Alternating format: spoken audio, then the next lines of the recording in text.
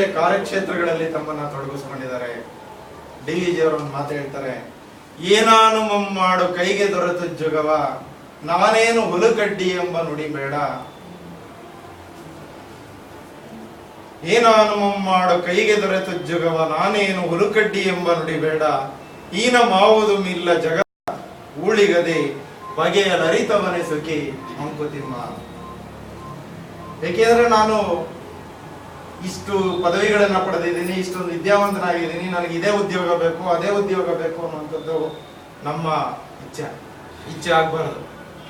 ಏನಾದ್ರೂ ಆಗ್ಲಿ, ಉದ್ಯೋಗಂ ಪುರುಷ ಲಕ್ಷಣ, ಏನಾದ್ರೂ ಆಗ್ಲಿ, ಅದು ಯಾವ್ದಾದ್ರೂ ಆಗ್ಲಿ, ಅಂತ ಉದ್ಯೋಗವನ್ನ ಪ್ರತಿಯೊಬ್ರು, ಈಗ ಬಂದಂತ ವಿದ್ಯಾರ್ಥಿಗಳಲ್ಲಿ ಪ್ರತಿಯೊಬ್ರು ಒಂದಲ್ಲ ಒಂದು ಉದ್ಯೋಗಗಳಲ್ಲಿ ಈಗಾಗಲೇ ದುಡಿತಾ ಇರೋದ್ರಿಂದ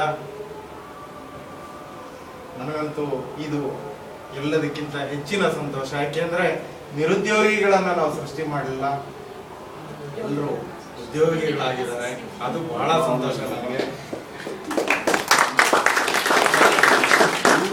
ಜೊತೆಗೆ ಏನಾದರಾಗೋ ಮೊದಲು ಮಾನವನಾಗು, ಕೊನೆ ಮಾತು ಹೇಳಿ. ಏಕೆಂದ್ರೆ ನೀವೇನೇ ಆಗಿ ಸಮಾಜದಲ್ಲಿ ಒಂದು ದೀಪ ಉರಿದು ಹೇಗೆ ಬೇರೆ ಎಲ್ರಿಗೂ ಬೆಳಕನ್ನ ನೀಡುತ್ತೋ ಹಾಗೆ ಸಮಾಜದಲ್ಲಿ ಯಾವುದೇ ರೀತಿಯಲ್ಲಾಗ್ಲಿ ನಿಮ್ಮಿಂದ ಆದಂತ ಸಹಾಯನ ನೀವು ಮಾಡಿ, ಅಕ್ರಮವಾಗಿ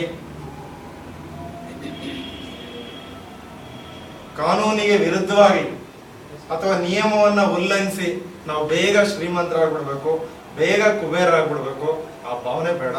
ನಿಧಾನವಾಗಿ ಶ್ರೀಮಂತರಾಗಿ, ಆದ್ರೆ ನ್ಯಾಯಯುತವಾಗಿ ಸಂಪಾದನೆ ಮಾಡಿ ಹಣನ ಒಳ್ಳೆ ಗೌರವಯುತವಾದಂತ ರೀತಿಯಲ್ಲಿ ಸಮಾಜದಲ್ಲಿ ಬದುಕಿ, ಅದಕ್ಕಿಂತ ಹೆಚ್ಚಿನ ಬೆಲೆ, ಅದಕ್ಕಿಂತಲೂ ಹೆಚ್ಚಿನ ಗುರುಭಕ್ತಿ ಬೇರೆ ಯಾವುದೂ ಇಲ್ಲ.